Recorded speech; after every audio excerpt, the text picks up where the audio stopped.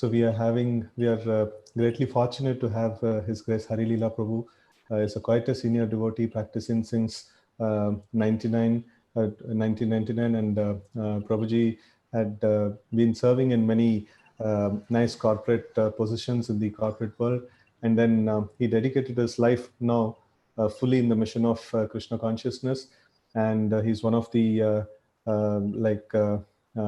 managing council members in Sridham Mayapur, our world headquarters. And also, like, Prabhuji is well known for his Grahastha counseling and counseling a lot of people. And then he gives many Shastric study courses like Bhakti Shastri and other courses and all. So we are very fortunate to have Prabhuji here. And tomorrow and day after tomorrow is going to be our Janmashtami festival. And we have been hearing about Krishna Lila all these days as a preparation of our consciousness for inviting Lord Krishna into our lives and into our hearts on this Janmashtami. So it's another great fortune for us to hear from Prabhuji today. So over to you, Prabhu. You can start your session. Hare Krishna. Thank you, Harichandra Prabhu, for inviting me for your wonderful congregation to share some pastimes of the Lord. I saw that so many exalted devotees spoke before, and they have all spoken about different pastimes of the Lord. So I'm happy that I'm also able to contribute a little bit to this nice discussion which is happening. Without wasting much time, let's start with our invocation prayers of Bhagavatam.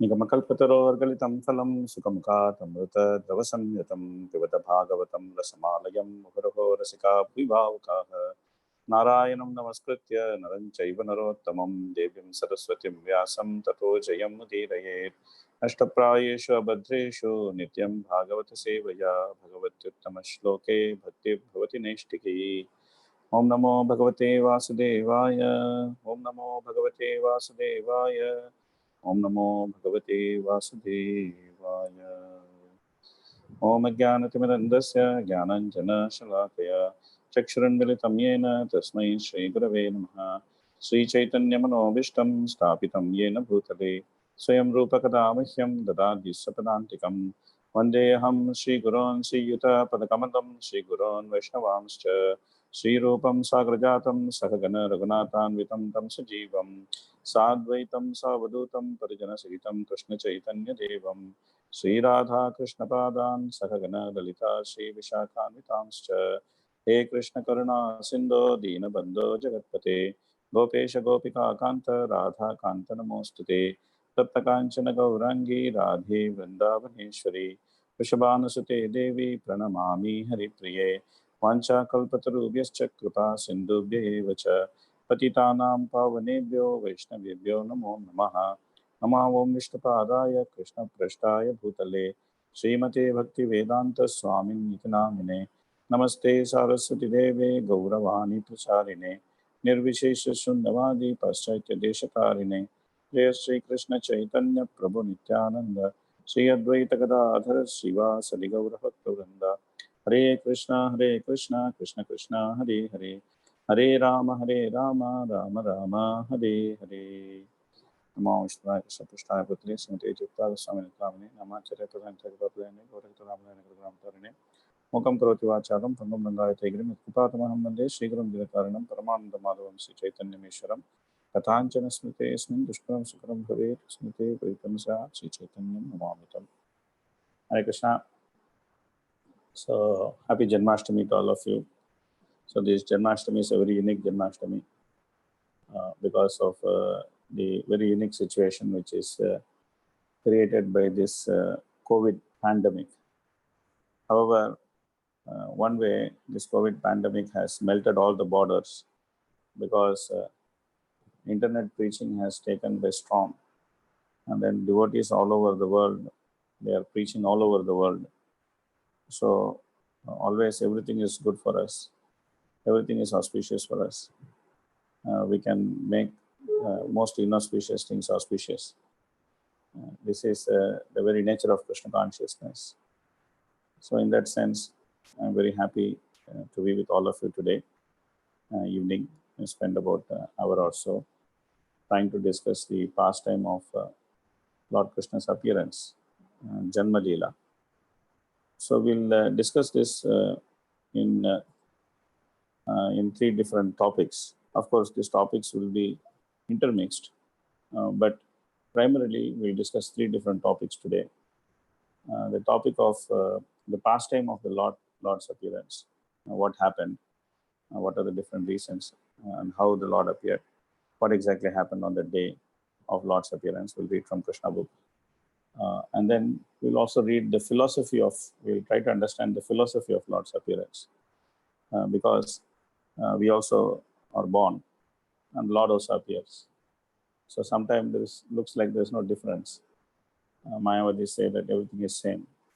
And the Lord's appearance and the appearance of Jiva, they don't distinguish. They think they say same, we also appear, he also appears. Of course, we appear, we are not so powerful. He appears, is very powerful. That's it. Not big difference. Ultimately, everybody is same. That's what Mayavadis say. So that's why it's very important to understand the philosophy of Lord's appearance. That what it means when we say the Lord appears. The philosophy has to be understood. And then the third important point is the application of Janmashtami in our day-to-day life. What it means to us, what Janmashtami means to us in our day-to-day life, in our practice of Krishna consciousness. What is the significance of Lord's appearance? Why we should celebrate his appearance? What is so great that we have to celebrate, we have to fast the whole day, we should not even drink water, and then wait till midnight, and then break the fast. And what's all this? Why so much of importance is being given to the appearance of Krishna in our own life? So we'll try to discuss these three topics in an intermingled fashion. We'll try to discuss. So a brief prelude to the appearance of Lord we can see in the 10th canto, which is the second chapter of 10th canto. It explains a little bit of prelude to the appearance of Lord. So it shows that how the Lord appeared, what was the circumstance in which the Lord appeared, and how did he appear, and what happened when he appeared, the process of appearance. So this is nicely given. So we'll try to read the summary in trying to read and understand the appearance of the Lord. 1 second. I'll read from the summary.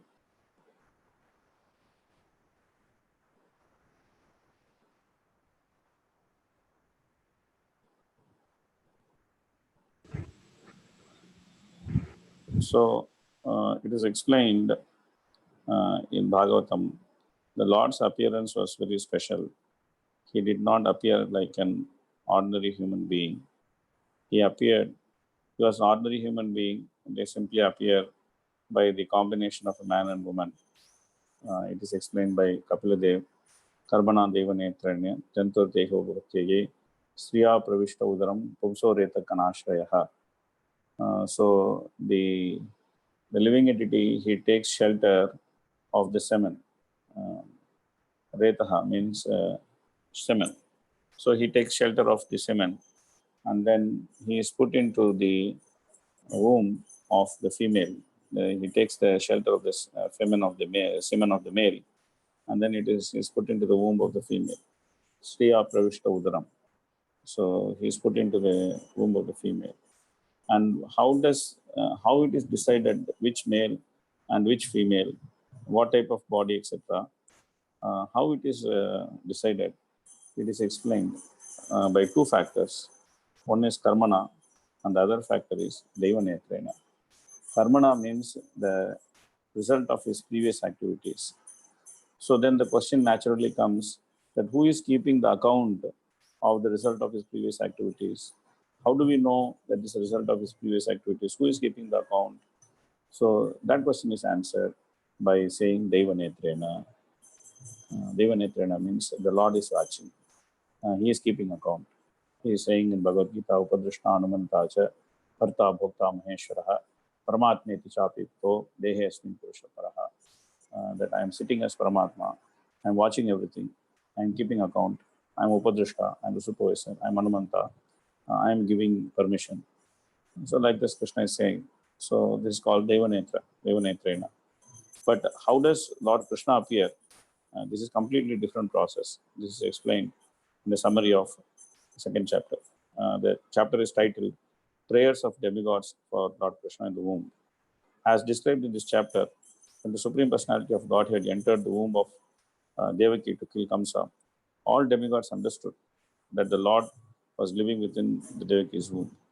Therefore, in veneration, they offered him the Garbhastuti prayers. So Kamsa, under the protection of his father-in-law Jarasandha, with the help of demoniac friends like Pralamba, Baka, Chanura, Trinavata, Agasura, Mushtika, Bana, Bhaumasura, began oppressing the members of Yadu dynasty. Therefore, the members of Yadu dynasty left their home and sought shelter in states such as Kuru, Panchala, Kekeya, Salva, and Vidarbha. Only some of them stayed with Kamsa as nominal friends. After Kamsa killed the Shadgarbhas, the 6 sons of Devaki, one after other, Anantadeva entered Devaki's womb and was transferred to the womb of Rohini by the manipulation of Yogamaya, who was following the order of the Supreme Personality of Godhead. The Lord himself, who was soon to appear as the 8th son of Devaki, ordered Yogamaya to take birth from the womb of Yashoda Devi. Because Krishna and his potency Yogamaya appeared simultaneously as brother and sister, the world is full of Vaishnavas and Shaktas, and there is certainly some rivalry between them. Vaishnavas worship the Supreme Lord, whereas Shaktas, according to their desire, worship Yogamaya in the forms like Durga, Bhadrakali, and Chandika. Following the order of the Supreme Personality of Godhead, Yogamaya transferred Baladeva, Sankarshana, the 7th child of Devaki, from the womb of Devaki to the womb of Rohini. Because Sankarshana appeared in order to increase the love of Krishna, he is called as Baladeva, one who takes auspicious strength from him to become the devotee of the Lord, and therefore he is also known as Balabhadra. So this is all the appearance of Baladev, which came just now, Balram Purnima. So this pastime is described here. After Yogamaya transferred the 7th child of Devaki, the womb of Rohini, the Supreme Personality of Godhead appeared within the heart of Vasudeva, and he transferred himself to the heart of Devaki. So this is how the Lord appeared. So first of all, he appeared in the heart of Vasudeva. So he did not appear in the semen of Vasudeva. He appeared in the heart of Vasudeva. So Vasudeva also means the platform of Suddhasattva. Lord Shiva, he explains to Parvati, Sattvam Vishuddham Vasudeva Sabditam Yaddiyate Tattapuman Apavritaha. Apavritaha means getting uncovered. So how do we uncover Krishna? How do we uncover Krishna? We cannot uncover Krishna just like a child is there and he's covered by some big quilt. You just pull the quilt out, you can uncover him. No, we cannot uncover like that. We can uncover Krishna by coming to the platform of Suddhasattva. Saddham, Vishuddham, Vasudeva Sabditam. And that platform of Suddhasattva is called Vasudeva. It's called Vasudeva platform. Vasudeva Sabditam. Yati yati tatra pumana pavritaha. So in that platform of pure goodness, the Lord is uncovered. Then the Lord is seen. Premanjana churita bhakti vilochanena santas sadaiva hridayeshu vilokayanti. So how he is seen? He is seen by the eyes which is filled or anointed with love. This is how it is. He is seen. So same way the Lord appeared in the heart of Vasudeva. He was seen by Vasudeva. Oh, the Lord is in my heart. He has appeared in my heart. And then by the process of Diksha, Vasudeva transferred the Lord from his heart to the heart of Devaki. So this is exactly the same process by which the spiritual master, he transfers Krishna to the heart of the disciple. So that's why this Janma Lila, it has very close connection with us. So I was saying that what is the connection of this Janma Lila with our day-to-day life? Because the Lord appeared by the process of Diksha. And when we go through the process of Diksha, then our heart is also becoming a potential place where the Lord can appear. When in Chaitanya Charitamrita, it is explained that when a person when the person accepts Diksha, then the Lord actually accepts that person as good as himself. He accepts that person as pure. He has some faith, Shraddha. He has gone through some training, sadhu sangha, and he is starting the process of chanting the holy name very seriously, Vajana Kriya. So he just had to go through Anartha Nivritti. The moment he goes through Anartha Nivritti and becomes fixed in the process of Krishna consciousness, Nishta, immediately taste develops, Ruchi, and the taste leads to attachment, Asakti. And with this, one can actually start experiencing Krishna directly in the higher stages of devotional service.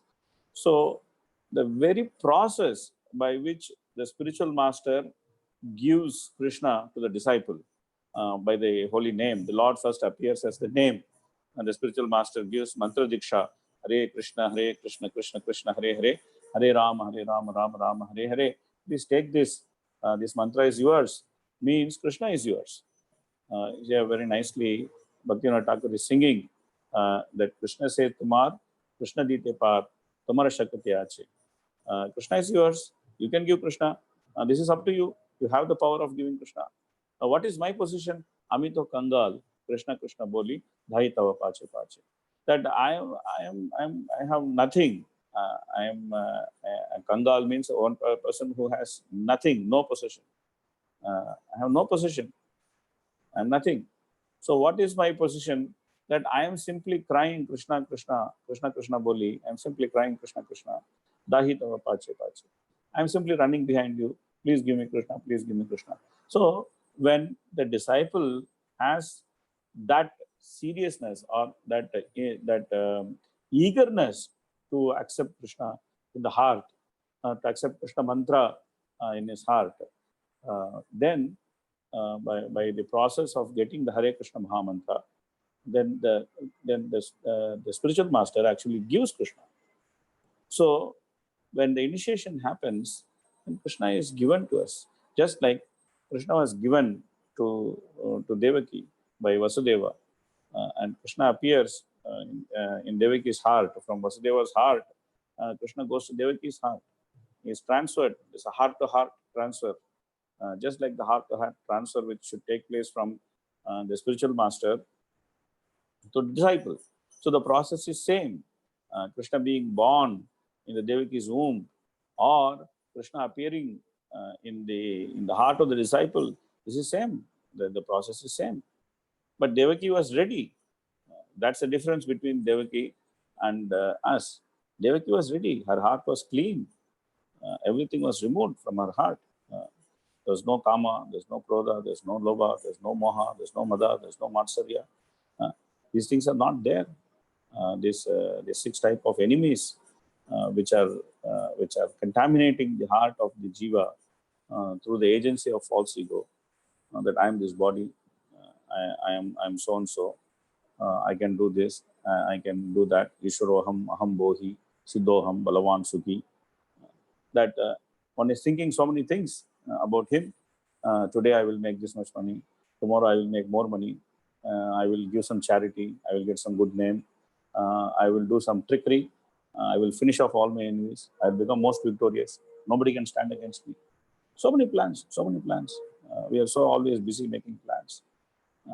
But when that is removed, that plan making is removed, when we surrender to the plan of the spiritual master, just like Devaki was fully surrendered to Vasudeva, his protection. She knew that against all dangers, Vasudeva will always protect him. So even though her 6 sons died, Shadgarbha, the 6 sons, they died, she did not blame Vasudeva. She did not tell Vasudeva, oh, you're useless fellow. All my sons are getting killed. You yourself are handing over all these sons to my killer. What kind of husband you are? Okay, let me divorce you. No. No. She had faith in Vasudeva's protection. She knew the greatness of her husband, and she was patiently waiting, suffering along with him. And then the Lord appeared in the heart of Vasudeva. And then from there, he was transferred to Devaki's heart. And from Devaki's heart, he was transferred to Devaki's womb. And because she was transferred to the Devaki's womb, she was looking so effulgent. She was looking so wonderful. She was looking so effulgent. And Kamsa was getting worried. Upon seeing this effulgence, Kamsa was full of anxiety. He could not harm Devaki because of their family relationship. Thus, he began indirectly thinking of Krishna, and he became fully Krishna conscious. But this is not the way we should become Krishna conscious. Kamsa was always afraid of Krishna, because Kamsa heard that Krishna, the eighth son of your sister, he is going to kill you. So from that time, he is always afraid of him. He is always thinking of Krishna. Oh, where he will come, where he will come. So by thinking of Krishna day and night in fear, Kamsa was Krishna conscious. But we are not supposed to be Krishna conscious like that. We are supposed to think of Krishna joyfully. Susukam kartum avyayam, Krishna says, Raja Vidya, Raja Guhyam, Pavitramidamuttamam, Pratyakshavagamam Dharmyam, Susukam kartum avyayam. So we are having 2 days of Janmashtami. You're all expecting a lot of services for Janmashtami. Harichetra Prabhu was saying that you have to go out in the field, do so many things, make so many arrangements, receive so many guests, and then take care of them nicely, give them a good experience, so that they think, yes, Krishna consciousness means a joyful experience. Susukam kartum avyayam, nice prasadam, nice devotees, always smiling, always serving, ready to understand what we want, treating every other very courteously. All these things so important. Prabhupada said that in the preaching field we should be like a gentleman. So like this, we are doing various services that we are ready to go to please Krishna. That's the way we become Krishna conscious, not like Kamsa. Kamsa was always fearful of Krishna. Kamsa was always seeing Krishna as death. Oh, where is Krishna going to come? Which side he will come? How he will kill me? Like this. No, we are very happy. Even if Krishna keeps us, we are very happy. And if even Krishna kills us, we are very happy. Bhaktivinoda Thakur is singing, Maro bhi rakho bhi, jo icha tomar. Krishna dasa pradi, tomaya adhikar. So he's saying, Manasa deho geho jo kichu more. Whatever is I consider as mine, my mind, Manasa, my mind, Deha, this body, Geha, all the relatives, everything, whatever I have, all the paraphernalia I have, jo kichu more. Whatever is mine, Arpilu Tuapade. I am giving it in your lotus feet, Nanda Kishore, the young boy of Nanda. I am giving everything to you, whatever I have, because in reality, nothing belongs to me. Everything belongs to him. Ishwapati is saying, Ishavashyamidam sarvam, yatkinche jagatyam jagat, tena tektena bunjita, magrada kascha suddhanam. Don't worry, nothing is yours. Everything belongs to Krishna. So that's why Bhaktivinoda Thakur is very nicely singing that I am giving everything. And what about life? You want to keep your life? No, that's also yours. Marobi rakabo joy chatama. You want to keep me? You keep me. You want to kill me? You kill me. This is all your wish. Nityadasa prati toyadikar. I am eternally your servant. And on me, you have complete independence. You have complete independence on me. So this is how we want to serve Krishna. This is the desire we want to have to serve Krishna. Not like Kamsa. Kamsa is Krishna conscious, but he is Krishna conscious out of fear, not out of love. So Rupa Goswami, he is saying in Nectar of Devotion, he is saying that Anukulyana Krishna Anusilanam, that we should do favorably Krishna service. We should not do unfavorably Krishna service. So Kamsa's meditation on Krishna is unfavorable because it comes out of fear, and it comes out of the idea that he should kill Krishna. But we want to love Krishna. We don't want to kill Krishna. So meanwhile, because of the Lord's presence within Devaki's womb, all the demigods came to offer their prayers. So the demigods, they all came, and then they wanted to offer prayers. Same thing happened when Sachimata was carrying Chaitanya Mahaprabhu also. The demigods would come, they would see, and sometimes Sachimata would hear bells ringing. Sometimes she would hear some people coming and going, and she would wonder what is happening. Same way here, because Krishna and Mahaprabhu are same, a lot of similarity is there in their appearance leelas. So same way here, the demigods are coming, and they know the Supreme Lord has appeared, And he has specifically appeared in response to their prayer. Bharavatarnaya nye bhuvo nava yuvo dadau sidantya bhuri bharena jato hi atmabhu artitaha. Atmabhu means the self-born, who is Brahma. So he went and prayed along with the different demigods.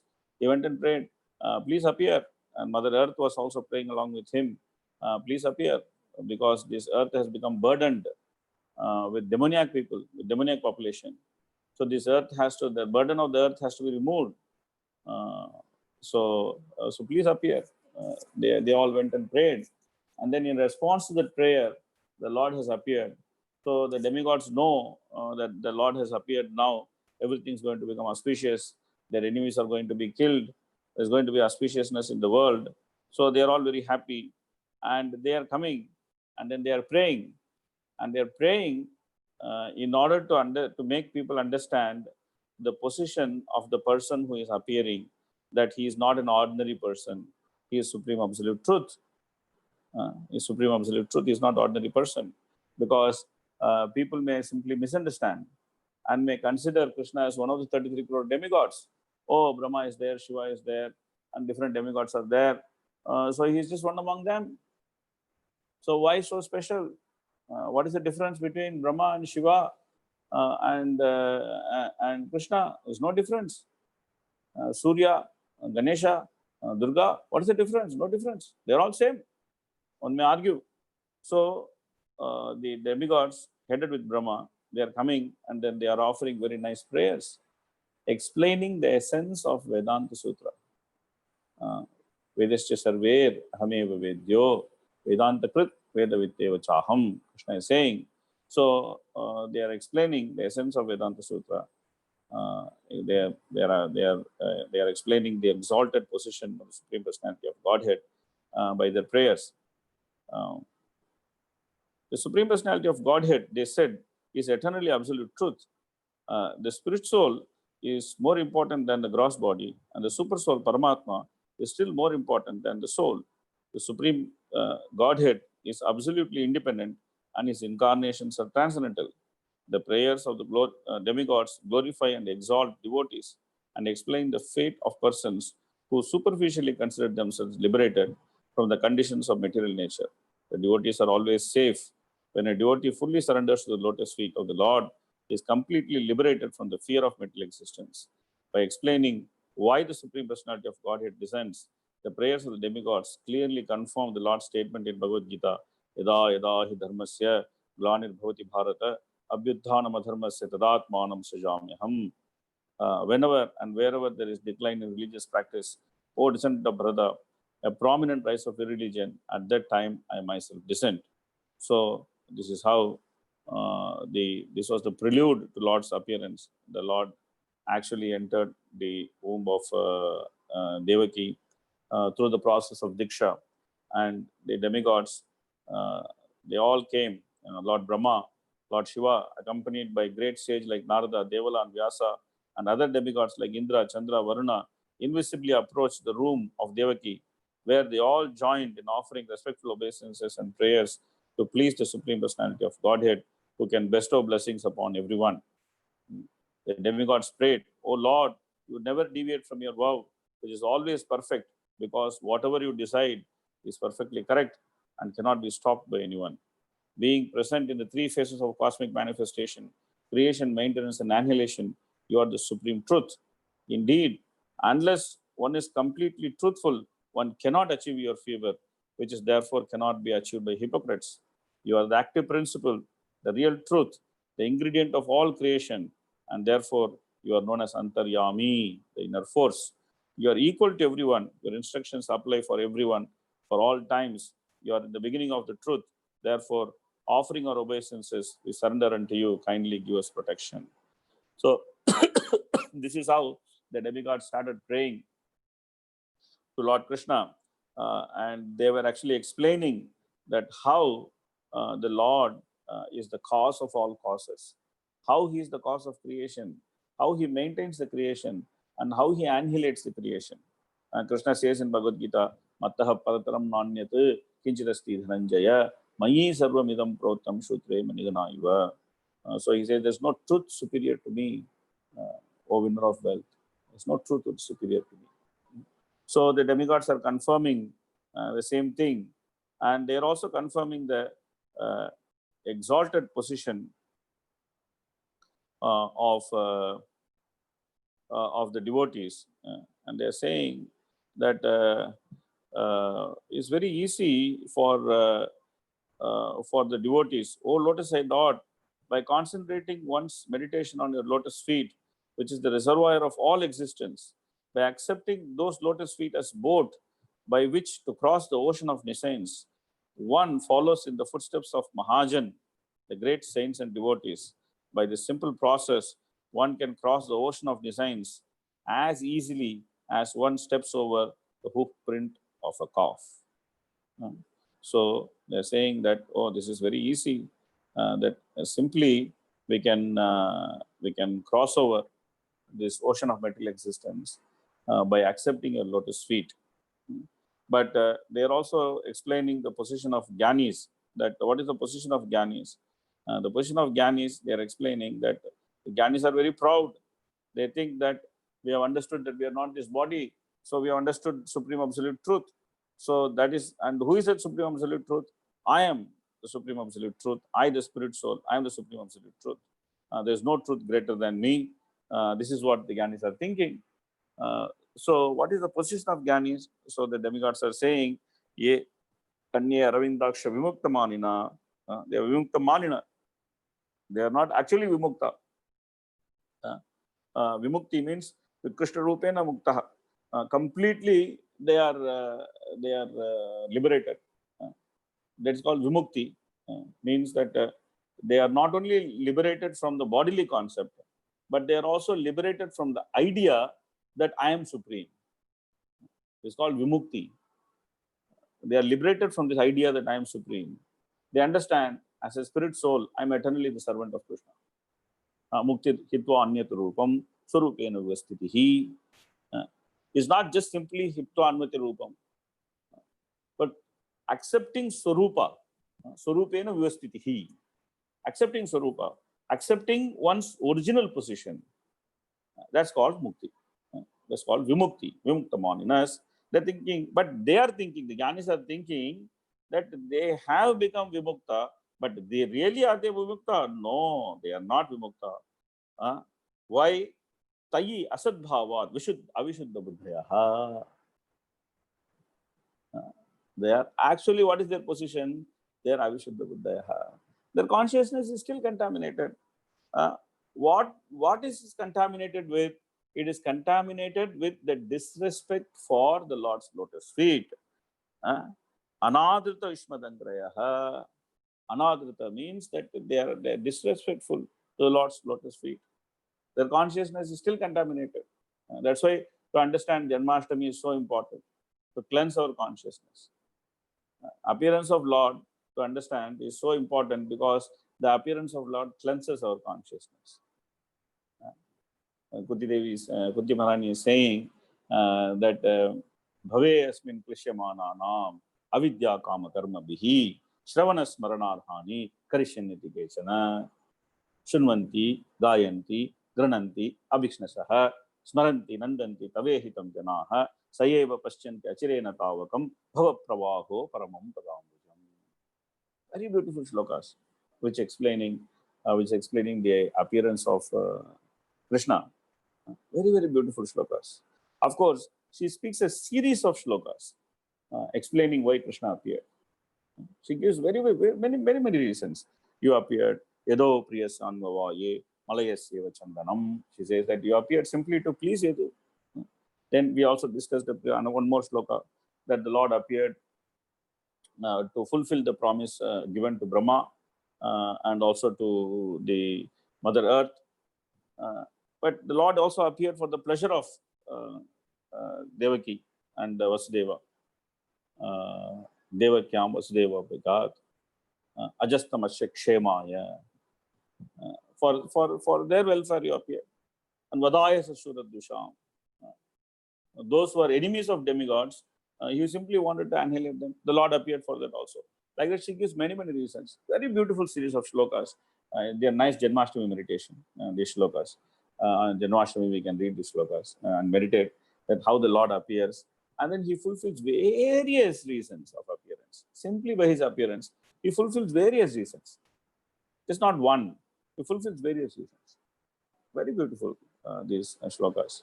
But she also explains that why did the Lord appear in respect to us? She says that what is our situation? She says, Bhave asmin klishyamananam avidya kama karma bihi. Very, in one phrase, she actually captures the entire material life. She says, klishyamananam avidya kama karma bihi. Avidya means ignorance. Kama means desire. Karma bihi means activity. Klishyamananam means suffering. So why are we suffering? We are suffering simply because we are engaged in activities which are meant for fulfilling desire which comes from ignorance. Very nicely she captures this material life. What is that ignorance? That ignorance is the ignorance of my relationship with Krishna. That ignorance is the ignorance of my position in the spiritual world. I'm thinking I'm Indian, I'm Tamilian, I'm Saurashtrian, I'm this Ian, I'm that Ian. And then sometime I'm saying Hindustan Jindabad.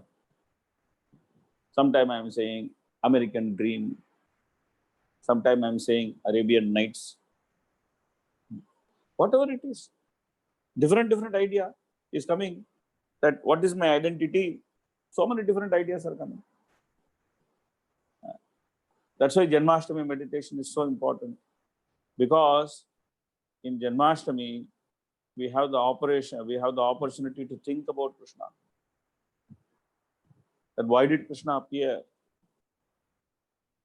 Ananda Chinmaya Rasat Pataya Manashu Ye Praninam Pratipalan Smaratam Upetya. Smaratam Upetya. Lila itena bhuvanani jayati ajashram. Brahma very nicely explains that why the Lord appears. Jayati. Now we say Jayanti. I say Jayati. Jayati. Bhuvanani Jayati. He wants to win over this whole world. By what? Lila itena. By his different appearance Leelas, by his different activities, which you have been hearing for so many days. He wants to win over this material world. And show us, what are you doing here, my dear? What are you doing here? This is not your place. This is not your place. Your place is in spiritual world. We have to be with Krishna. This material world is not our place. We are a misfit here. We are not supposed to be here. The Lord comes with his paraphernalia, with his parshadas, with all his arrangement, with his Vrindavan. And then he shows everything very nicely. And see, this is what is yours. What is yours? So then we have opportunity, Shunvanti, we have opportunity to hear it. Shunvanti. We have opportunity to speak about it, Gayanti. We have opportunity to think about it, Smaranti. Nandanti, we have opportunity to take pleasure. Oh, it will be so nice to be with Krishna. What is this COVID virus? He's there, he's here, he's there. Life has become like Kamsa's life. Like Kamsa was thinking, where is Krishna? Where is Krishna? He cannot see Krishna. He sees something dark, he's oh, Krishna. So like that people are living now. Constant fear. Like Kamsa was living of constant fear. Constant fear. Kamsa was constantly fearing. Oh, from where Krishna will come? Oh, from where Krishna will come? Like that people are fearing now. Oh, from where virus will come? Oh, from where virus will come? Oh, from where virus will come? People are going crazy. People are going crazy. Some people are committing suicide. So many different people, they're supposed to be the heroes of the society, all turning out to be zeros committing suicide. Why? Why? Avidya kama karma vihi. So the Lord appears for us. He's saying, don't do this. Don't engage in these activities which are meant to fulfill desires which are born out of ignorance. Simply engage in activities which are born out of knowledge. Hearing about Krishna means hearing about ourselves also, because we are part and parcel of Krishna. Mamayvamsho jivaloke jivabhuta sanatanaha manashashtani indriyani prakritistani karshati. So why this karshati? Why this suffering? Because we are not sufficiently heard about Krishna. So Krishna makes it sweet. Krishna makes it so nice. His appearance. We are going to read in a moment. We'll read his appearance, how the Lord appeared. So the Lord appears nicely in a very dramatic manner. The Lord appears in a very dramatic manner. He doesn't appear in normal manner. Appears in a dramatic manner. Nato natya dharo eta. That he appears in a dramatic manner. And what is the scenario? The scene is very grim scene. It is in the jail of Kamsa. It's so dark, it's so damp. It's not a nice place. The jail. So we'll read from Birth of Krishna, this chapter. We'll go to Krishna book and we'll read from there, the third chapter. So as stated in Bhagavad Gita, the Lord says that his appearance, birth, activities are all transcendental, and one who understands them factually becomes immediately eligible to be transferred to the spiritual world. The Lord's appearance or birth is not like that of an ordinary man who is forced to accept a material body according to his past deeds. The Lord's appearance is explained in the second chapter. He appeared out of his own pleasure, own sweet pleasure. When at the time of when the time was mature for the appearance of the Lord, the constellations become very auspicious. The astrological influence of the star known as Rohini was also predominant because this star is considered to be very auspicious. Rohini is under the direct supervision of Brahma. According to the astrological conclusion, besides the proper situation of the stars, there are auspicious and inauspicious moments due to different situations of different planetary systems. At the time of Krishna's birth, the planetary systems were automatically adjusted so that everything became auspicious. So this is Supreme Lord. The nature adjusts itself to him for his appearance, and it became most auspicious. At that time, in all directions, east, west, south, and north, everywhere, there was an atmosphere of peace and prosperity. There were auspicious stars visible in the sky, and all the surface in all towns, villages, and pasturing grounds, and within the minds of everyone, there were signs of good fortune. Janmana vraja shayata indira shashwadakrahi. So their gopis are nicely singing that Jayati, this is good fortune that you appeared in Vraja, where the goddess of fortune is residing. So everybody felt the signs of goddess of fortune. The rivers were flowing full of water. The lakes were beautifully decorated with lotus flowers. The forests were full of beautiful birds and peacocks. All the birds within the forest began to sing with sweet voices, and peacock began to dance with their concerts. The wind blew very pleasantly, carrying the aroma of different flowers, and the sensation of bodily touch was very pleasing.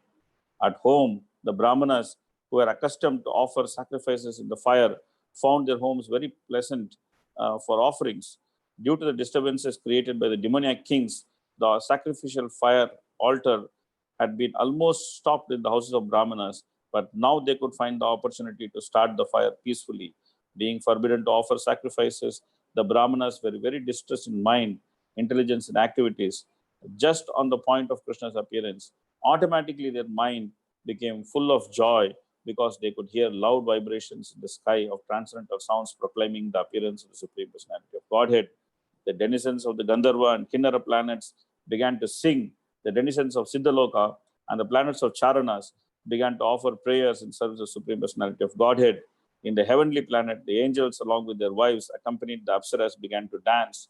The great sages and demigods, being pleased, began to shower flowers.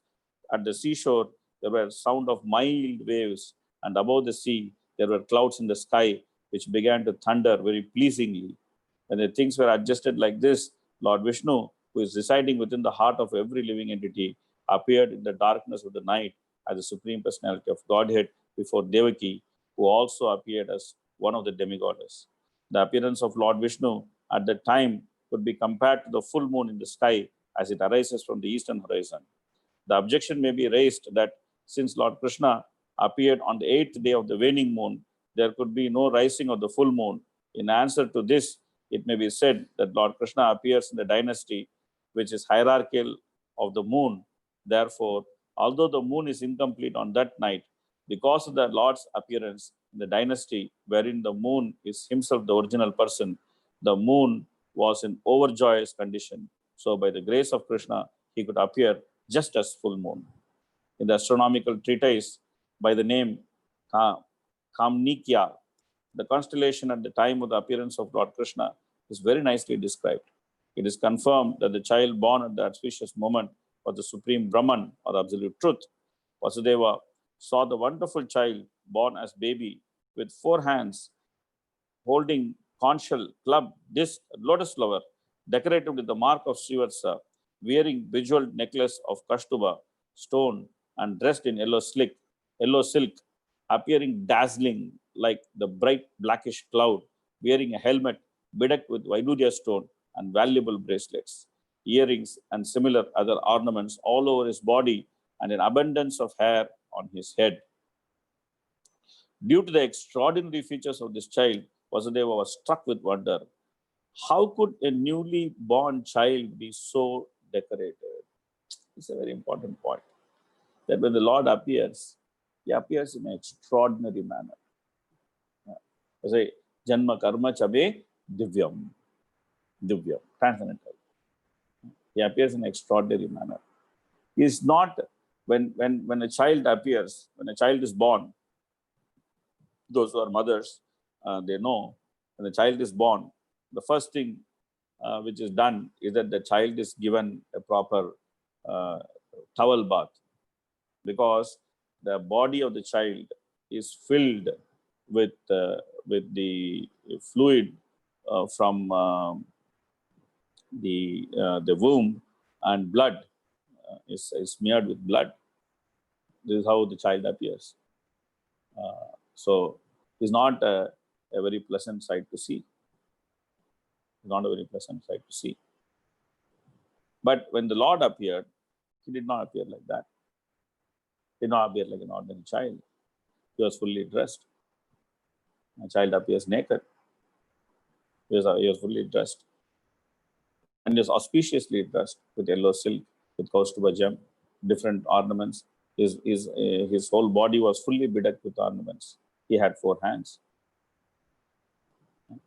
He had 4 hands. So the Lord appeared in an extraordinary manner. There's a difference between the conditioned soul and the Supreme Lord. The conditioned soul is forced to appear. He is pushed by the air in the womb, and he actually undergoes excruciating pain while being pushed out from the safety of the womb of the mother. Great fear. He completely forgets everything. Completely forgets everything. Who he is, what he is, everything he forgets. Simply out of fear and pain, he forgets everything.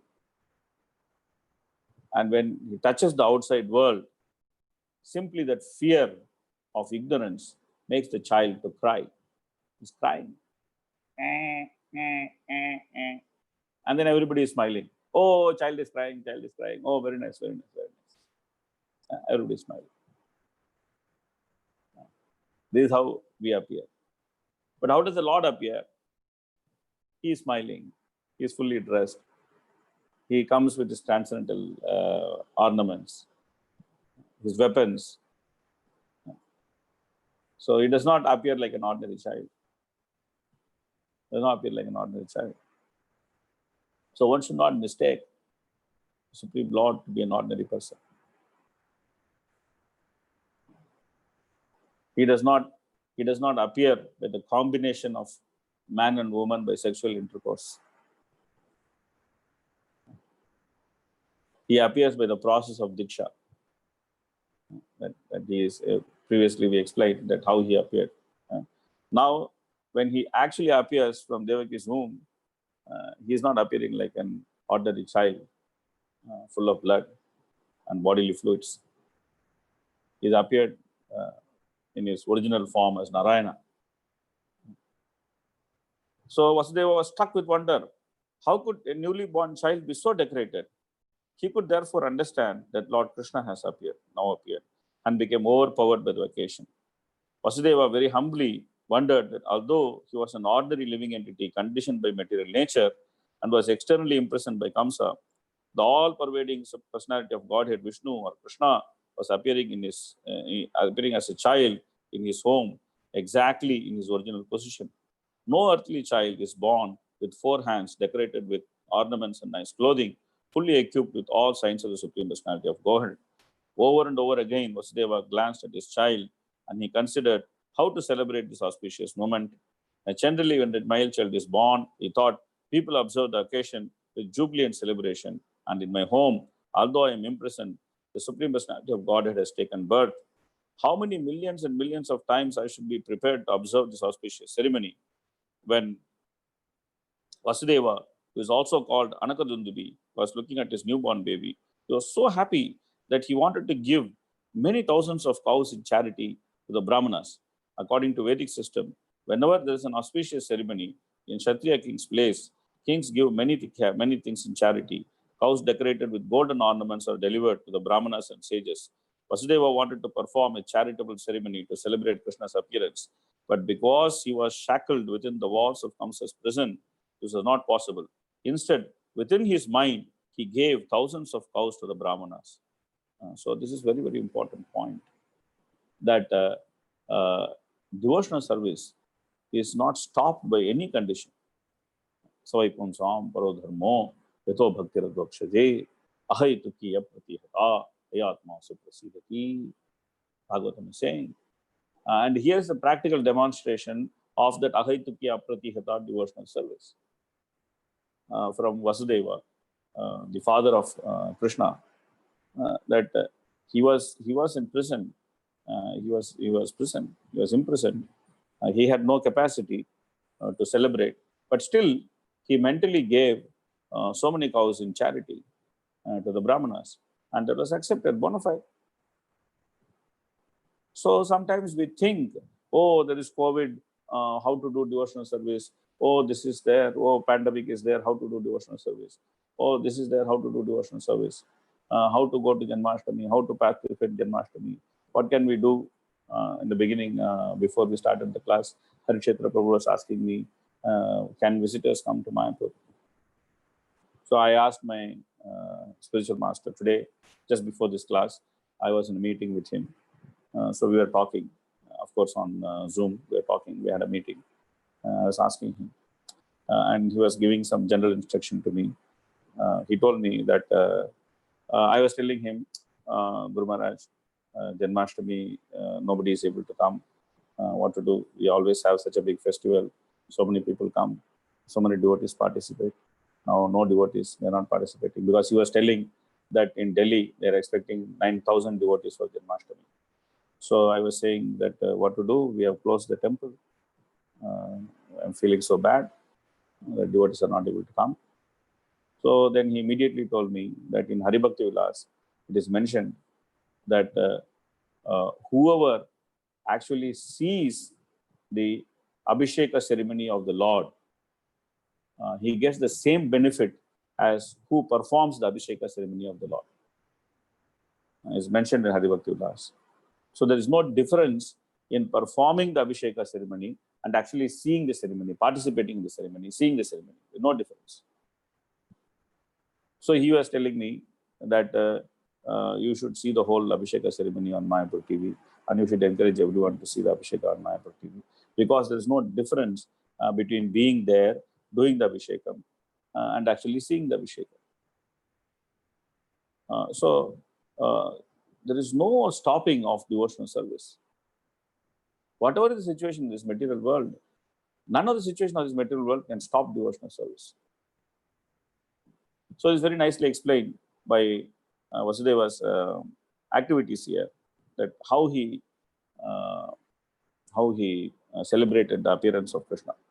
When Vasudeva was convinced that the newborn child is the Supreme Personality of Godhead, he bowed down with folded hands and began to offer prayers. At the same time, Vasudeva was in transcendental position. He became completely free from all fear of Kamsa. The newborn baby was also flashing his effulgence within the room in which he appeared. Vasudeva then began to offer his prayers. Oh, my dear Lord, I can understand who you are. You are the Supreme Personality of Godhead, the super soul of all living entities and the absolute truth.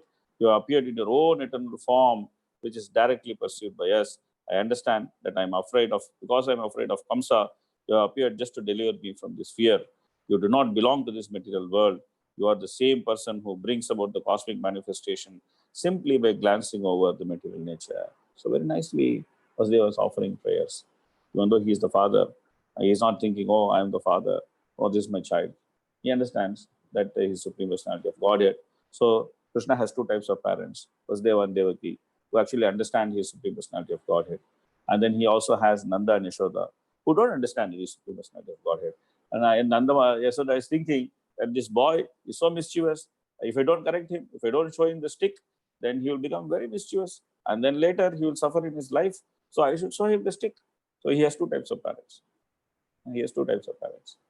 Krishna has two types of parents. He takes pleasure in both the parents, but he takes a lot of pleasure in Vraja.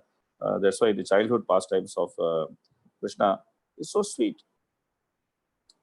Anyway, Nanda Maharaj offers different prayers to Krishna, and then Devaki is also offering different prayers to Krishna. And Devaki, at the same time, she is also mother, so she also has this fear. Oh, this is my child, and this child should not be harmed by Kamsa. She does not understand that, oh, this is the child who is actually the cause of Kamsa, and the cause of all the different good people and bad people, the demons and the demigods, and is the cause of everything. He is the cause of all causes. Ishvara Parama Krishna, Sachidananda Vigraha, Anadiradil Govinda, Sarva Karna Karanam, Sarva Karna Karana. And she doesn't understand. She is overcome by motherly affection. She is telling, oh, if Kamsa comes and sees you like this, then it will become a big problem. So can you become like a small child, two-handed child, like an ordinary child? So Krishna, he is very happily obliging. He is telling, yeah, no problem, I'll become like a small child. And then he is telling his father also that don't keep me here, take me to Vraja and exchange me with Yogamaya, who is born, and then bring her here, put me there. So miraculously, Kamsa is able to go. Vasudeva is able to go because everyone is sleeping under the influence of the Lord. Everyone is sleeping, and he goes, and then he goes to. Let's read from Prabhu's purport, from Prabhu's Krishna book.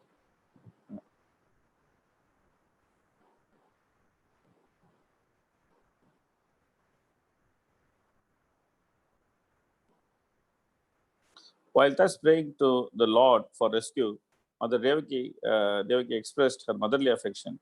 I understand that this transcendental form is generally perceived in meditation by great sages, but I'm still afraid because as soon as Kamsa understands that you have appeared, he might harm you.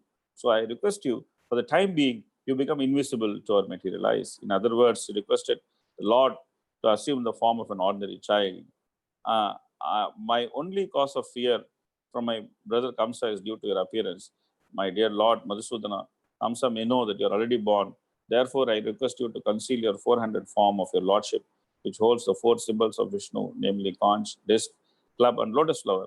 My dear Lord, at the end of annihilation of cosmic manifestation, you put the whole universe within your abdomen. Still, by your unalloyed mercy, you have appeared in my womb. I am surprised that you imitate the activities of an ordinary human being just to please your devotee. So this is the position of the Lord, that he wants to please his devotee. He wants to please when his devotee. So he does extraordinary things to please his devotee. He does extraordinary things. And one of the extraordinary things Krishna has done to please all of us is to appear as Chaitanya Mahaprabhu. It's an extraordinary thing Krishna does. To appear as his own devotee in the Kali Yuga, where nobody has any qualification. Even to think of devotional service, nobody has qualification. Kali Doshanide Rajan. Bhagavata is saying different things about Kali. This is useless place, useless time. All the different sinful activities have become the basis of life. Dvitam Payam Panam Striyashuna. The 4 great sinful activities have become the basis of sustenance. Gambling. The whole economy is based on gambling, called the share market. Big gambling. And there's so much of intoxication around. So much of intoxication. And illicit sex has become the way of life. Illicit sex has become way of life. It's accepted, legal. Illicit sex become way of life. And even certain type of illicit sex is even proclaimed as marriage, without even understanding what marriage means. And meat eating, big industry, meat eating, killing animals, slaughterhouses. This is Kali Yuga, the reality of Kali Yuga. Prayenal Paisha Sabyaha, Kalau Ashmin Gejanaha, Manda Hasmanda Madayo, Manda Bhagye Nehu Padrataha. Dull-witted, lazy, unintelligent, always disturbed, ever fighting, dying so quickly, different diseases. This Kali Yuga, unqualified. But still the Lord appears as Chaitanya Mahaprabhu. Because he is so pleased with his devotee, Advaita Acharya. He is so pleased that he appears. And then extraordinary things he does. Extraordinary. Namo Mahavadanyaya Krishna Prema Pradayate Krishnaya Krishna Chaitanya Namne Gaurati Se Namaha. Extraordinary things he does.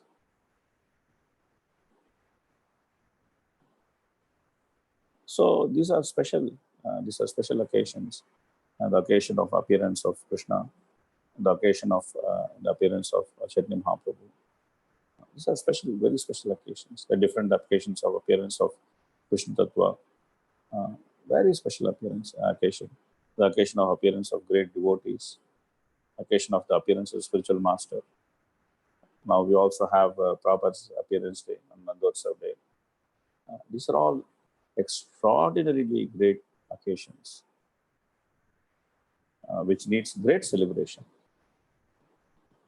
because they actually come to show us what we are, who we are, where we belong.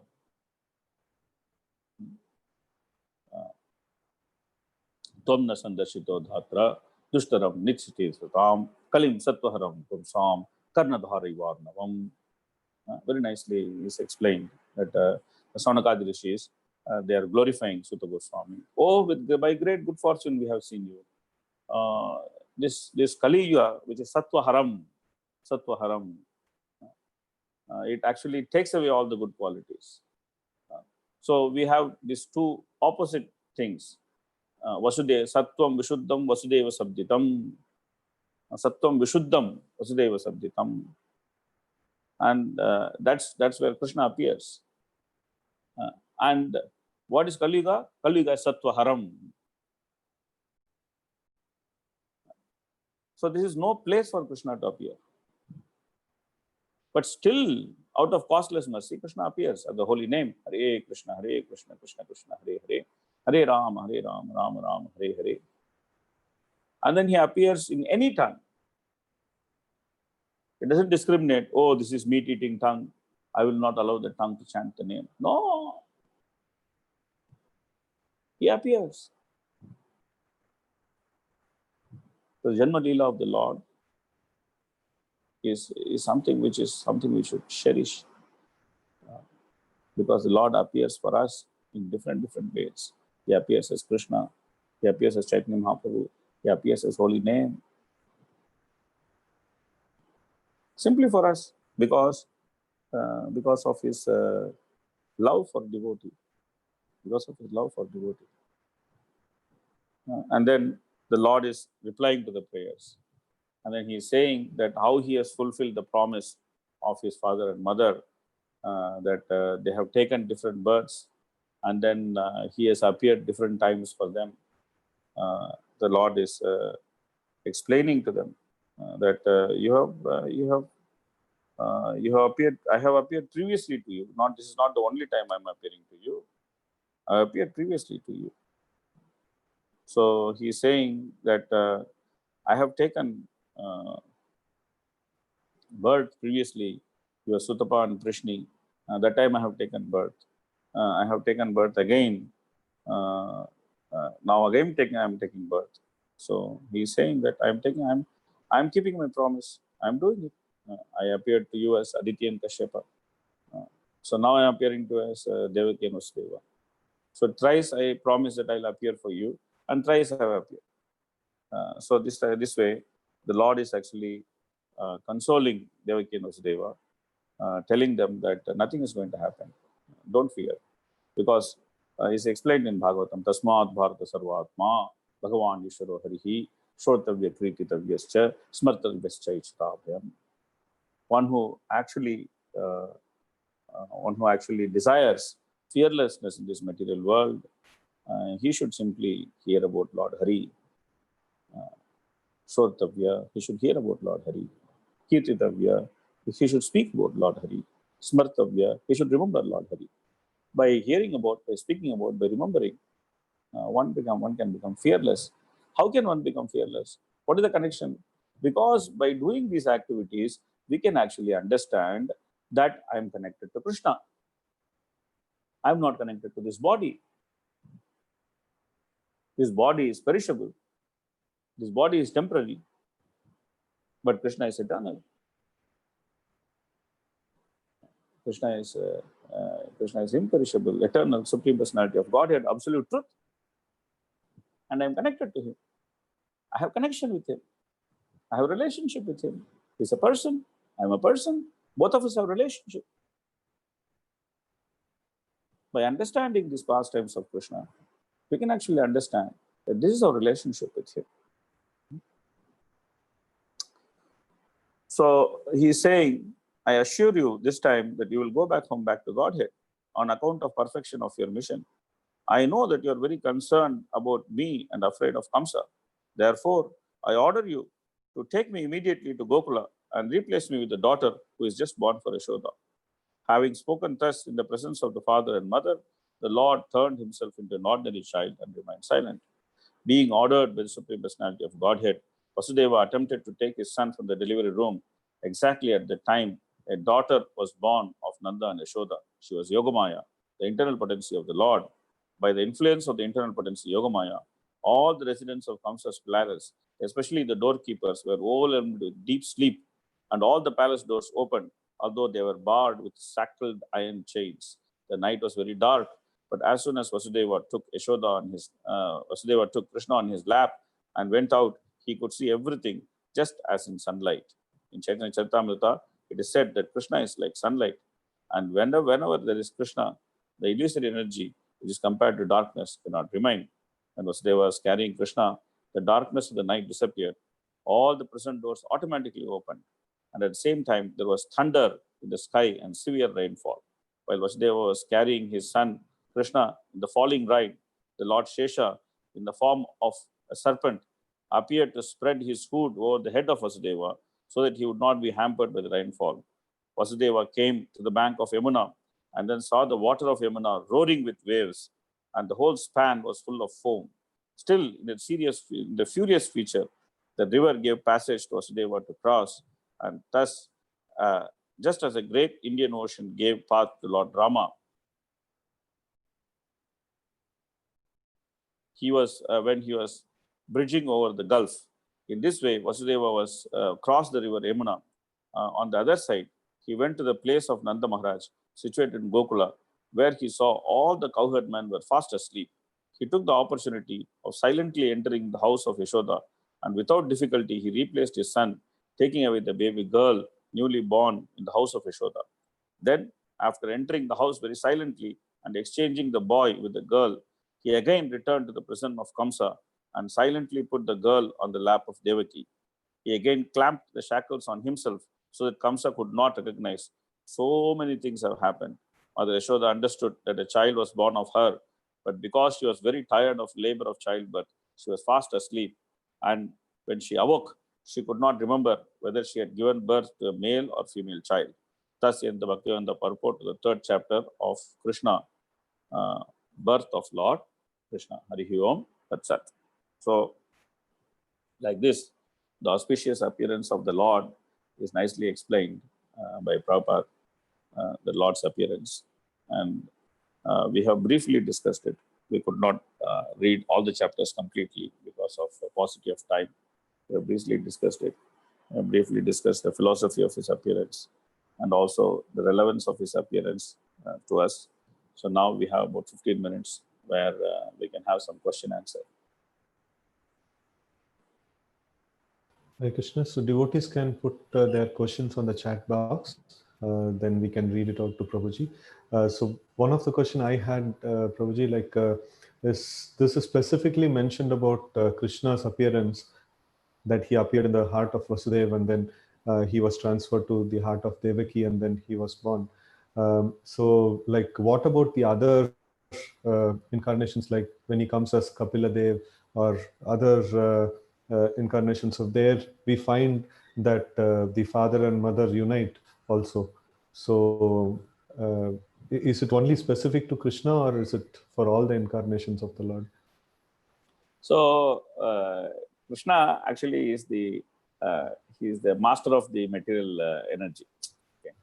He says that Mayadakshena Prakriti Suyate Characharam Hetunanya Panteya Jagat Viparivartate. So he is the master of material energy. So in his different appearances, he wants to defy the material energy and he wants to appear at his will. So he doesn't follow any rule in his appearance. Okay. Whatever he wants, he does. Sometimes he appears from the pillar, like Nrsimhadev.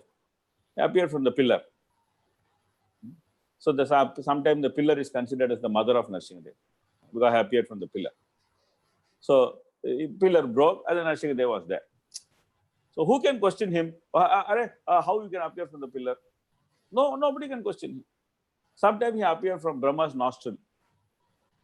Like when he appeared as Varaha, he simply appeared from Brahma's nostril. And sometimes he appears in the hand of, he appears in water like a small fish, like he appeared in the hand of King Satyavrata. And sometimes he appears like Kapila Dev or like Vyasa by the combination of a man and woman. So basically, he's showing us whatever way he appears, he is supreme. You cannot limit him. You cannot put him in a box. You cannot label him. You cannot say, this is how you should do things. Because he is the rule maker. He tells everybody else, this is how you do things. Dharmam tu sakshat bhagavat pranitam. So, he appears in the sex life of Kardama and Devahuti.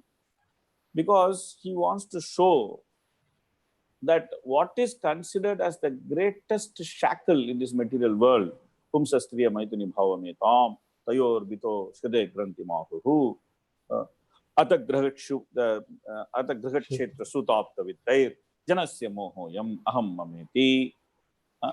So the very basis of Aham and Mameti, which is the sex life, which is considered the greatest shackle, Hitvatma Patam, Grahamandapupam, Prahlad Maharaj says, the greatest shackle. Even that can be utilized for making the Supreme Lord appear. When that has the power to be utilized in devotional service, and then it can be the cause of the appearance of the Supreme Lord. It can be the cause of the deliverance of the Jiva. What is considered as the greatest shackle was the cause of deliverance of Kardama and Devahuti.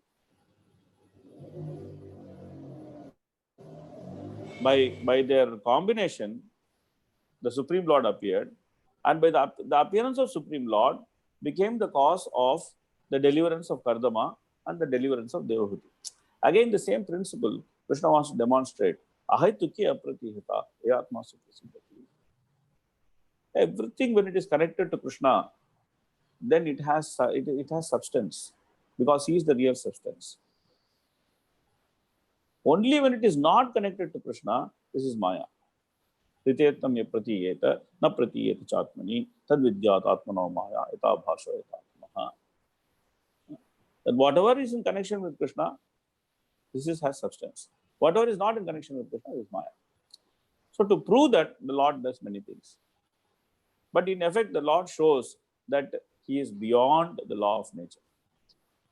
So that's why whatever way he appears in many, many ways, not in one way or two way. He appears in many, many ways. In whatever way he appears, he remains a Supreme God. That's why Kuntibaran is saying, Tat Atyanta Vidambanam.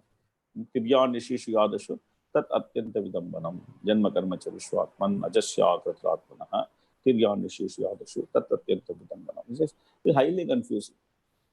Sometimes you appear ordinary way, sometimes you appear extraordinary way, sometimes you appear from nowhere, sometimes you appear from somewhere. All these things you are doing, whatever you do is extraordinarily confusing. For whom? For those who are non-devotees, is extraordinarily confusing. But for those who are devotees, is extraordinarily joyful, because these becomes, whatever the Lord does, it becomes subject matter for the devotees to talk. So then we can discuss. So this way, Lord doesn't follow any rule. Thank you, Prabhuji. Prabhuji, there is one question in the chat box. Yeah. Please accept my humble obeisances. Can you please explain the difference between Yogamaya and Mahamaya? How can I understand the potency of the Lord? So that's the question. So Yogamaya and Mahamaya, this is the same thing. Like Prabhupada gives a very nice example of the same electricity energy being used for heating and cooling. The expert electrician, he knows how to apply the same electrical energy for heating and the same electrical energy for cooling. So in a normal sense, the pleasure potency, which is called Haladini potency, which is Yogamaya, when it is reflected in the material world and it is seen without connection to Krishna, it is called as Mahamaya. It becomes Tapakadi, the burning potency. The pleasure potency becomes the burning potency. It becomes Tapa, Samsara, Dava, Nalli, Loka. So Davanala, it becomes burning potency. That is, but for Krishna, both of them are his energies. He can interchangeably use them. That's how Krishna appears as Acha Vigraha in the material world, which is a material form, but it is still not material. It is Krishna himself. It is not representation of Krishna. It is Krishna himself. So for Krishna, there is no difference between these two energies, because both of them are his energies, and they are controlling, and he is the controller of those energies. He can alternatively use the energy the way he wants. But for a conditioned soul, there's definitely difference because he sees Mahamaya as not being in connection with Krishna. So then it becomes the burning potency. It actually burns him. There's a Durga has the Trishula, the three sharp tips of Adhyatmika Klesha, Adibhautika Klesha, and Adidevika Klesha. And with the Trishula, she is always prodding us with the Trishula. Prakriti Kriyamanani, Punay Karmani Sarvasaha, Ahankara Vimudhatma, Kartahamiti Manyate. He is Ahankara, he is false ego, Vimudhatma, a stupid fellow. He is thinking, oh, I am the doer, I am the doer, I am the doer. And the influence of this Trishul in the hands of Durga. So she's a very tough mother. She's not a mother, a very tough mother. She's a taskmaster. But Yogamaya, internal potency, is spiritual. So, but when that internal potency is seen in the material world, that energy is seen in the material world as having no connection with Krishna, it is experienced as Mahamaya by the conditioned soul. So that's the difference between Yogamaya and Mahamaya. Thanks a lot, Prabhuji. There is another question. It says, Hare Krishna, Prabhuji, Dandavats Pranam. You were telling pastimes of Lord Krishna in so much of detail very nicely, which is very pleasing to the heart. As you are telling Maya is God's potency and who's Durga Devi herself. But in the famous song, Jeev Jaho Gaur Chandra Bole, Kota Nidra, Jaho Maya Pisha Chirakole. So are they referring to her? So are they referring to her as the Pishachi there in this song? Yeah, because when the point is that this mentality to see the Lord's potency as different from Lord, this is the Pichachi. Bhukti, Mukti, Sprudha, Pichachi. Is this Bhukti, Mukti, Sprudha, Yavat. yeah. This is the two Pichachi. Rupa Goswami says in the Nectar of Devotion. He says that two Pichachi is there. It is sitting on both shoulders. It's telling you, oh, Bhukti is good, Bhukti is good, Bhukti is good. And then other Pichachi is telling, Mukti is good, Mukti is good, Mukti is good. You have to believe both these Pichachi. So this mentality to see this energy of Lord as non-connected with the Lord, this is the Pichachi mentality. So from that mentality, we have to wake up. So that's why it is very important. That's why when Durga is seen by Shaktas as not being connected with Krishna, that is wrong. That mentality is wrong. But actually to see her in connection with Krishna, then when you start seeing her in connection with Krishna, then she is no longer like the Pichachi. She is no longer Kali. She no longer is like that. She becomes like Yogamaya because you simply start seeing Krishna. You don't see Maya. So then that difference doesn't exist.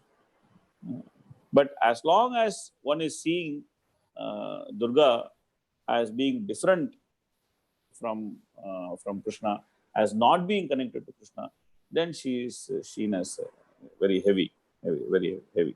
So that mentality to see her as different, that is this ghost-like mentality. So that mentality has to be given up. So, Prabhuji, there is a follow-up question on the previous one. That is the Yogamaya and Mahamaya, that is Durga Devi, both are the same personalities? As you were mentioning, it is the same electricity that the electrician uses. And they are not exactly the same personality. In the pastime of Krishna, Durga appears as Purnamasi. So she has a specific role in the pastime of Krishna.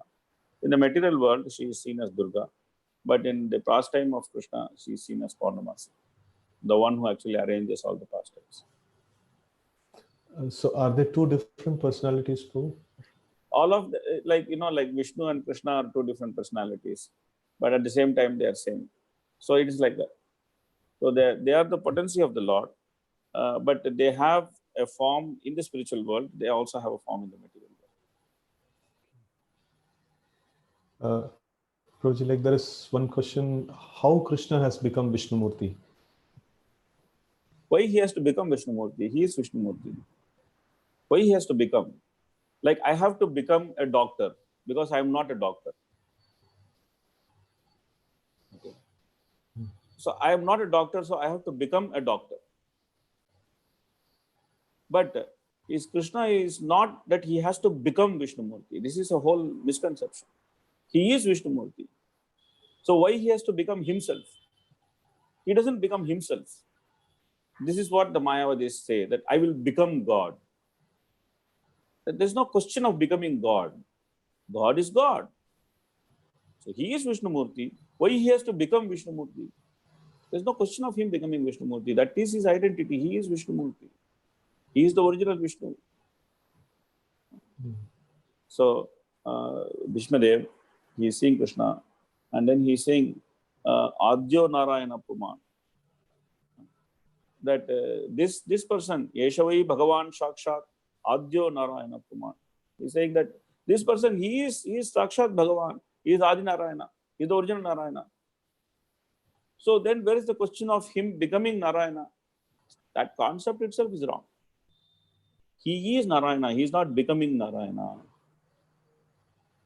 He is Krishna. He is not becoming Krishna. Krishna is Narayana. Narayana is Krishna. When my son was a very small boy, I took him to Tirupati, and then he took darshan of Balaji, and he asked me, "Who is this?" I told him, "This is office Krishna. You want to see Krishna in office? This is office Krishna. And if you want to see Krishna at home, that is house Krishna. In Mayapur, we have house Krishna. In Tirupati, we have office Krishna. But this is Krishna. It's not that he is some other person. In Tirupati is the office. Mayapur is his home. That's it. Vrindavan is his home. Tirupati is his office. Prabhupada gives a nice example. The judge is at home, then he is playing like an elephant, and his grandson is sitting on his back, and then he is saying that elephant, go, go. Judge is also going, and he says, elephant, stop. The judge stops, and then he says, elephant, you lift your trunk, and the judge says, like this, okay. But the same judge, when he's sitting in court, he's sitting so gravely, and then the lawyer is like, Milord, Milord, Milord, whatever it is. Now I don't know whether they say Milord, but whatever they say, eminent judge or whatever it is. And then he is saying, this person goes to jail. This person gets the property. So everyone is so respectfully listening to him. The same person. The same person. He did not become the person. He is the same person. So same way, Krishna did not become Vishnu. Krishna is Vishnu. He is Vishnu. So he did not become Vishnu. So that should be very clearly understood. Thank you, Guruji. Guruji, next question is, as Vasudev transferred Krishna from his heart to Devaki, as you mentioned, similarly, the Guru gives Krishna to his disciple. It is heart-to-heart transfer. Is this happens only at the time of initiation, or even if he is not initiated but fully surrendered to Guru?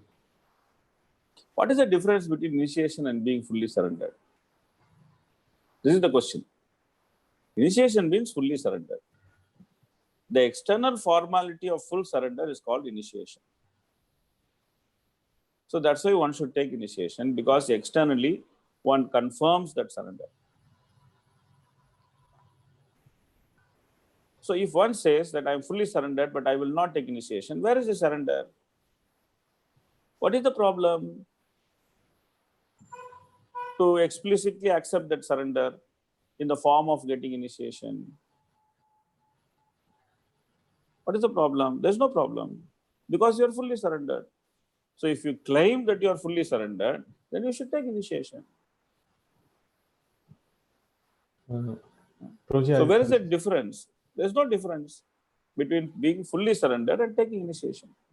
So if one tries to differentiate between these two, then that is not correct.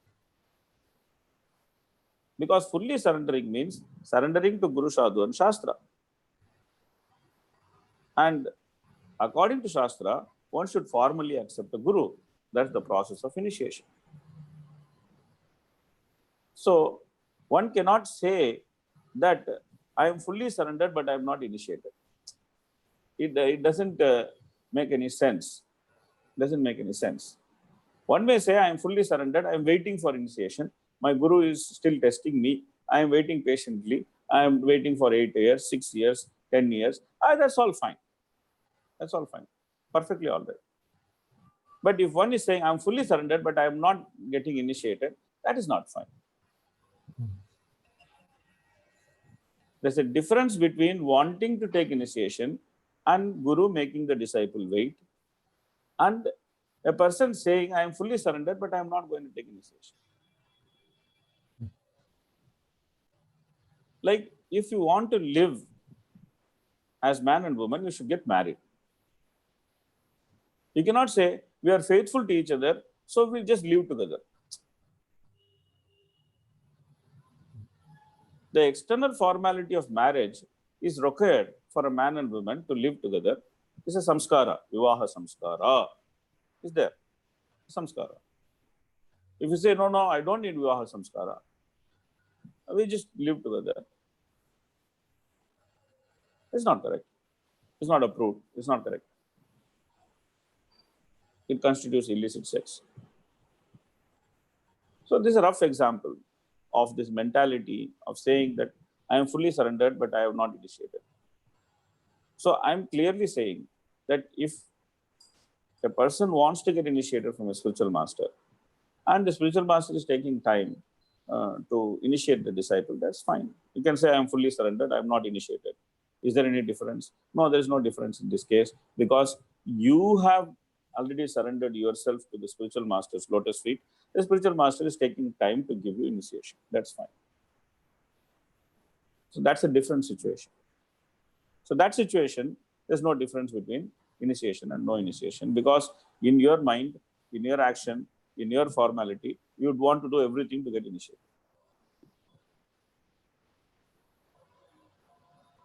Prabhuji, in the case of devotees who are still trying to find who's their spiritual master, so how does it apply, Prabhu? Find quickly.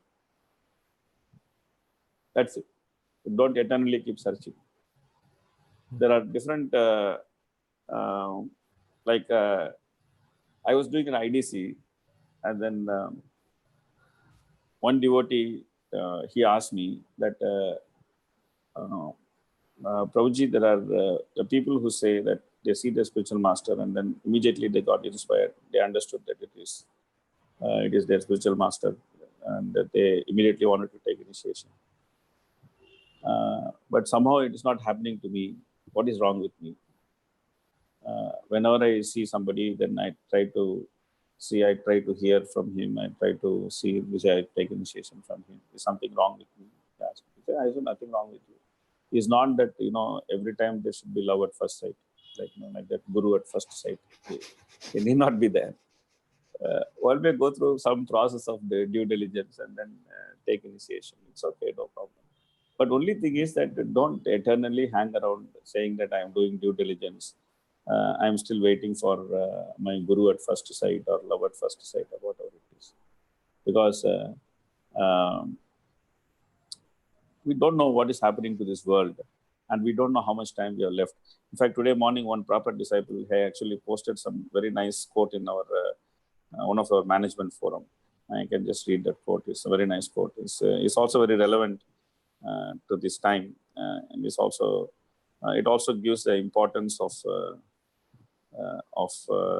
time and to act in a proper way, in a timely manner. So Prabhupada is writing, instead of contemplating what will happen to this world, you have got short duration of life, say 50, 60 years. You chant Hare Krishna and go back home, back to Godhead.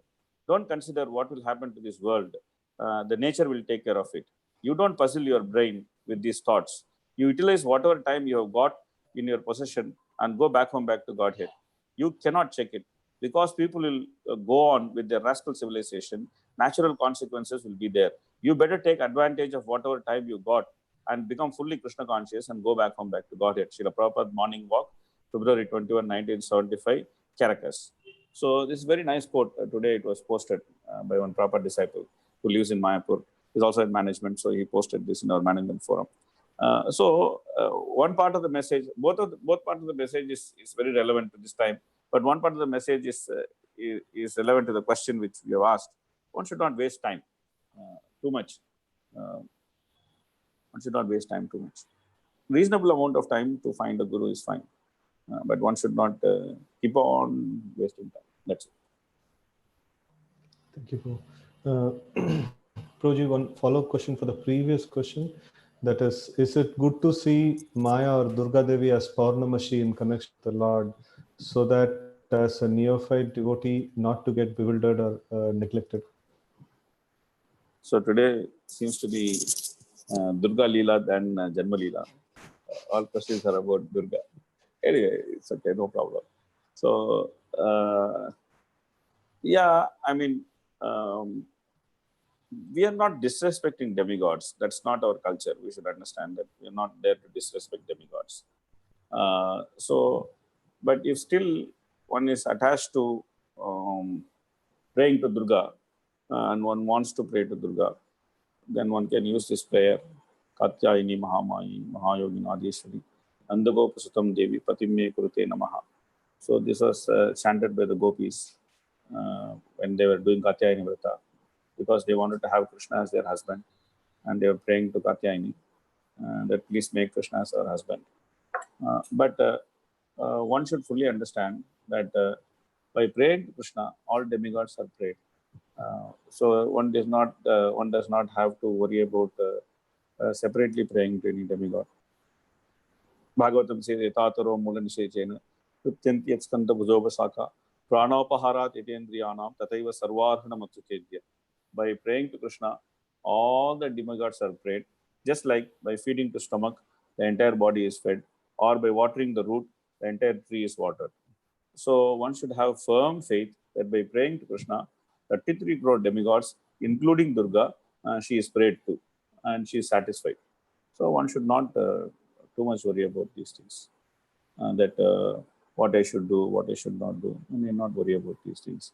One should simply focus on chanting Hare Krishna Mahamantra, following four regulative principles, preaching Krishna consciousness, and following the orders of the Guru, and praying to Guru every day.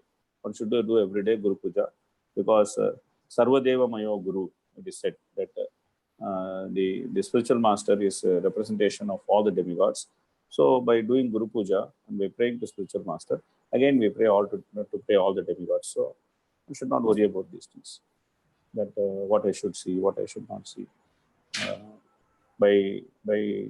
What to speak of giving respect to demigods? One should give respect to everybody. That's what Bhaktivinoda Thakur is praying. Sakale Samman Purite Shakati Dehanata Jatagata. That I should deal respectfully with everyone. So that's the mood of Vaishnava. We should try to cultivate that mood. Prabhuji, if it is not late, two questions are there. Who can we have? Yeah, it's okay. We can have. I don't have a problem. Prabhuji, like another follow-up question on this one, on Deepak Prabhu's question, that is initiation absolutely necessary? Can a Siksha Guru also give us the Lord by his Vani? So when Krishna says that you accept a Diksha Guru, why you want to hide from Krishna and then say that his initiation absolutely necessary? This itself is an indication that of independent mentality. So see, Krishna is a cheat of all cheats.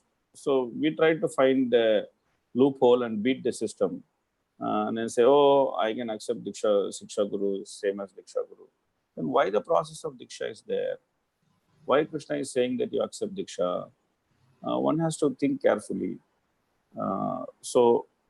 One should, it's not that Shiksha Guru is not important, or I'm not saying all those things, don't misunderstand. But the process of Diksha is important. And Shiksha Guru and Diksha Guru, they are, in one sense, they are all complementary forces. Everybody is coming together to take the conditioned soul to Krishna. So if I am in trouble, I will take all available help.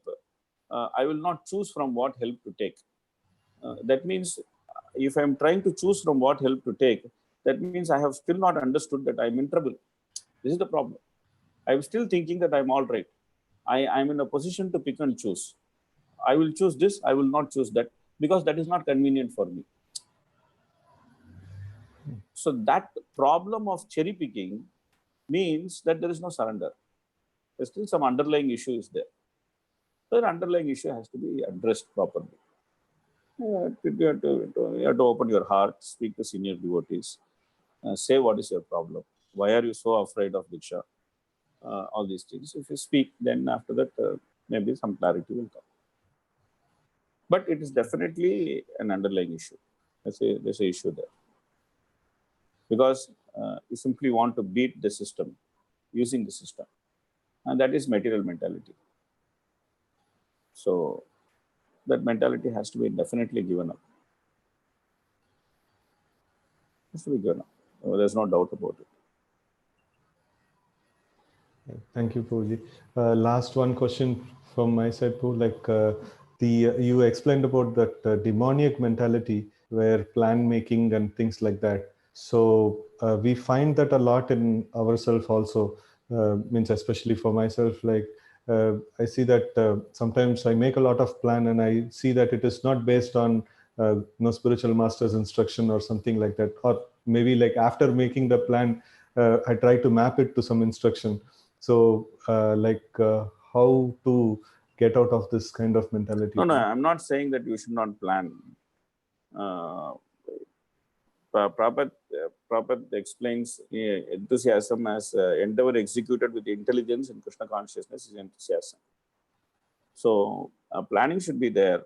In fact, in Nectar of Instruction, Prabhupada explains that the Uttamadhikari is constantly planning how to increase preaching. So planning and execution is very important aspect of Krishna consciousness. That there should be proper plan how to spread Krishna consciousness. So that kind of plan is most welcome, and one should do proper planning as to how to preach. In fact, if we had not planned, then there will be no class today, or there will be no series of classes for Janmashtami. So we cannot say that planning is bad. We are not like Mayavadis. Mayavadis say everything is bad. Neti, neti, neti, neti, neti. What is not connected with Krishna is bad. So plans not connected with Krishna is bad. Plan itself is not bad. Plan is good when it is connected with Krishna. It may work out or it may fail. That's okay. That's not a problem. Our job is to endeavor. Our job is not to see a result. So our job is to endeavor. What is most important is that the mentality to please Krishna is there or not. That is most important. Whether the plan succeeds or whether the plan fails, that's not so much important for us. We are process oriented. We are not result oriented, because there's no difference between the process and result for us. It's a very technical thing to understand. Whole material world is result oriented, but we are process oriented, because in material world the process is different from the result. So we only look at result in the material world. But in the spiritual life, especially in bhakti, the process is not different from the result.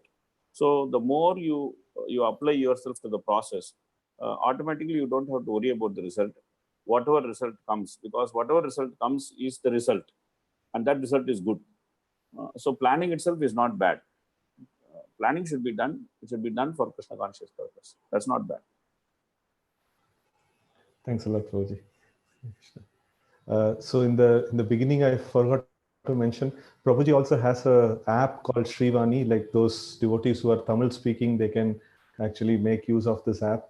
And my parents also like every day hear from that app, Prabhuji. Thanks a lot for your contribution to the Tamil speaking devotees. And also like from your busy schedule, you have taken so much time out and you have graced our small congregation here. Thanks a lot, Prabhuji. Thank you very much. I told Guru Maharaj today that I'm going to give class for all of you.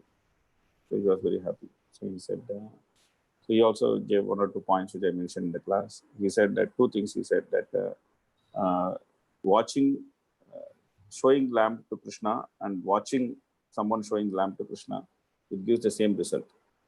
And he said doing Abhishek to Krishna and watching someone doing Abhishek to Krishna, it gives the same result. So those who watch they also get the same result as those who do the Abhishek. So wherever you are, whatever your arrangement is, don't fail to watch the Janmashtami Abhishek. Please, I invite everyone to Mayapur. You will also have your own program. So you attend your own program. You also see the Mayapur program and take maximum advantage of what the technology can provide. Happy Janmashtami to all of you. 2 days of blissful service is awaiting all of you. That's what Krishna Kshetra Prabhu was saying. So happy Janmashtami service to all of you. Till Krishna brings us again together, please give me permission to take leave. Hare Krishna, Hare Krishna, Krishna Krishna, Hare Hare, Hare Ram, Hare Ram, Ram Ram, Hare Hare. Thank you.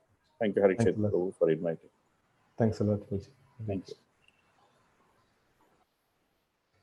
So this comes to the end of this Krishna Lila series, and it was quite a blissful series. We were part of this for last 8 days, and tomorrow onwards we are going to have session in the morning and evening.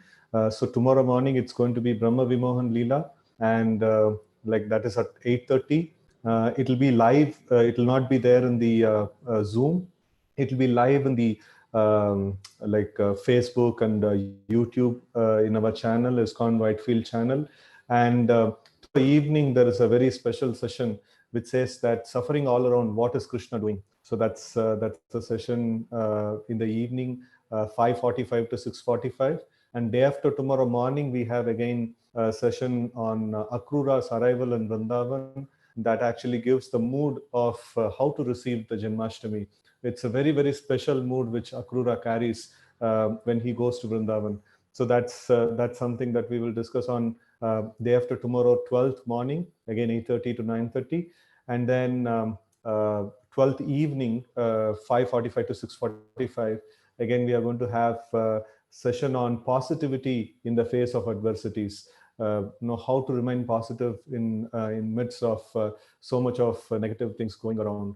Right, so these are all some of the topics that we are going to discuss. And apart from that, there is a huge plan is there. You will find out all these plans in iskonwhitefield.org in our website. And we have a special abhishekam and nice darshan and things like that, and so many wonderful events throughout the day.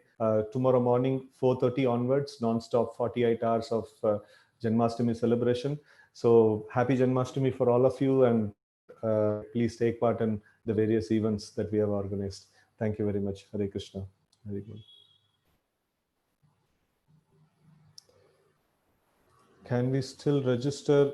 So if it is competitions, yeah, you can still register, but invite Krishna home. There is one event that was there that we have stopped the registrations because we have to allocate the contacts and make the actual procedures to happen.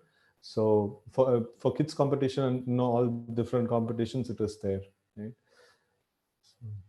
Yeah, fasting process, we are going to send the message. The fasting is on 12th that we do. No, it is based on the Ashtami Tithi. So we generally see the Tithi, like whichever Tithi means a lunar day.